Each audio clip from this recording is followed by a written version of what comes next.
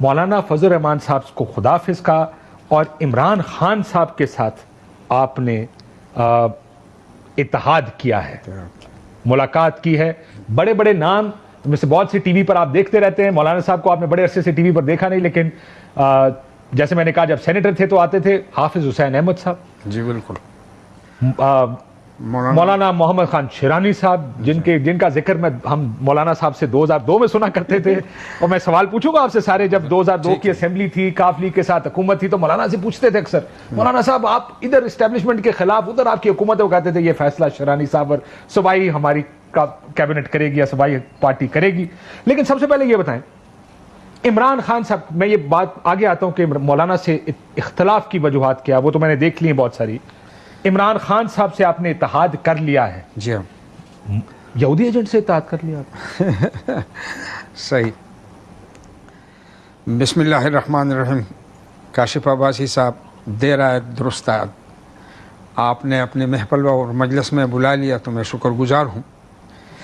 ہمارے ملک کے ایک کمزوری اور بدقسمتی میں یہ بات بھی ہے کہ ایک آدمی کے خلاف پروپیگنڈا اتنا زور سے کیا جاتا ہے کہ اس کے تمام خوبیاں اس میں دب جاتے ہیں، اور ایک آدمی کے بارے میں اتنی زور سے اس کی تعریفیں کیے جاتے ہیں کہ اس کی کمزوریاں جو ہے وہ دب جاتے ہیں اور کسی کے سامنے پھر اس کی کمزوری نظر نہیں آتی. میرے خیال میں عمران خان صاحب سے ابتدائی دن سے جمعیت علماء اسلام میں یہ اختلافی رائے رہی تھی کہ عمران خان کے نام کے یا تحریک انصاف کے پارٹی کے خلاف بغیر دلیل کے بات نہیں ہونی چاہیے، بغیر ثبوت کی بات نہیں ہونی چاہیے.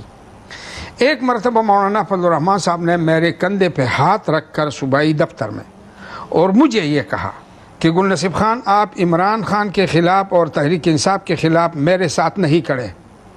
تو میں نے کہا مولانا صاحب اللہ ایسا نہ کرے کہ آپ مرکزی امیر ہو، میں صوبائی امیر ہو اور میں پالیسی کے خلاف کروں. لیکن ایک گزارش ہے، اور وہ گزارش یہ ہے کہ ہماری پالیسی ادارہ جو ہے وہ مرکزی جنرل کونسل یا مجلس عمومی ہے. اس میں آپ یہ بات ایجنڈے پہ رکھیں تاکہ منفی اور مثبت دونوں طرح آراء آ جائے، پھر یہ جنرل کونسل فیصلہ کرے. یہ ہماری پالیسی بن جائے گی. یہ پالیسی نہیں تھی، یہ پالیسی نہیں تھی. یہ مولانا صاحب، میں کیونکہ کتاب بھی آپ کی توسط مجھے پڑھنے کا موقع ملا، تو مولانا صاحب نے اسی وقت مجھے کہا کہ میں عمران کے بارے میں کسی کی بات نہیں مانتا ہوں اور میں اس کو مرکزی جنرل کونسل میں پیش بھی نہیں کروں گا. تو میں نے یہ کہا کہ پھر تو یہ آپ کی ذاتی بات ہے، جماعتی اور پالیسی کی بات نہیں ہے. اسی وجہ سے جماعت کے اندر ہم نے 2-4 مرتبہ مثلا اگر آپ کے ذہن میں ہو تو مولانا فضل الرحمان صاحب نے حلف نہ لینے کا اعلان کیا تھا کہ 2018 کے الیکشن جعلی ہے اور اس میں دھاندلی ہوئی ہے، لہذا ہمارے ممبران باقاعدہ حلف نہ لیں. اور پیپل پارٹی سے اور مسلم لیگ سے بھی یہ درخواست کی، اسی وجہ سے کہ وہ پی ڈی ایم کے چیئرمین تھے، صدر تھے.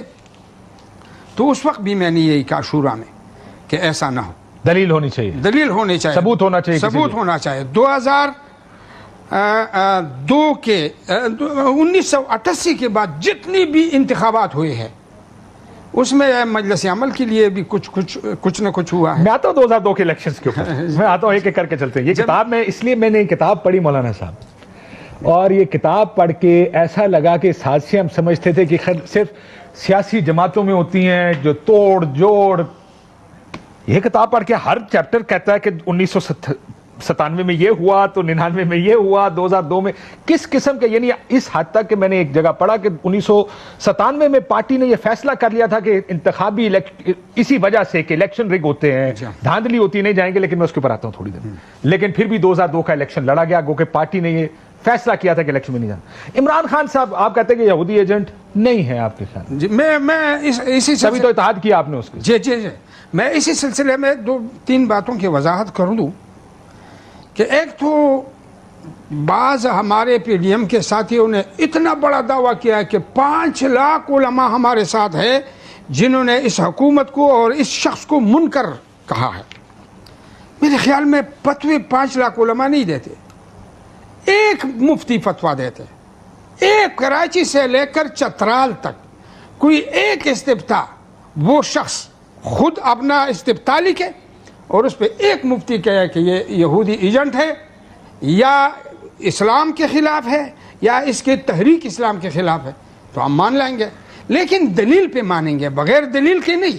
اگرچہ آپ کو معلوم ہے کہ ہمارے ملک میں ہر چیز برائے فروخت ہوتے ہیں، لیکن پھر بھی میں کہتا ہوں کہ علماء میں ایسے کوئی عالم نہیں ہوگا جو بغیر تحقیق کے فتویٰ دے۔ میں بھی آؤں گا عمران خان، کیونکہ اس کتاب میں بڑی دلچسپ باتیں لکھی ہیں۔ میں بار بار ایک کتاب اس لیے ذکر کر رہا ہوں کہ پڑھنے میں میری بہت سی ایسی چیزیں کہ جو میں مولانا شرانی صاحب کے بارے میں نے پڑھا، مجھے بڑا پلیزنٹلی سرپرائزڈ آئی واز کہ جس قسم کی پالیسی کی گفتگو وہ پچھلے 30-40 سال میں کرتے ہیں۔ 92 سال عمر ہے شاید ان کی۔ میں کوشش کروں گا ایک دن یہاں وہ بھی آ کے بیٹھیں کہ ان سے اس پہ بات ہو۔ لیکن عمران خان صاحب آپ نے مولانا صاحب کی سخت ترین مخالفت کے بعد آپ نے رائے جدا کی۔ شرانی صاحب کا یہ فرمانا ہے کہ مولانا خود سلیکٹڈ ہیں، عمران خان کو سلیکٹڈ کیسے قرار دے سکتے ہیں؟ اس میں شک نہیں ہے، اس میں دو رائے نہیں ہے۔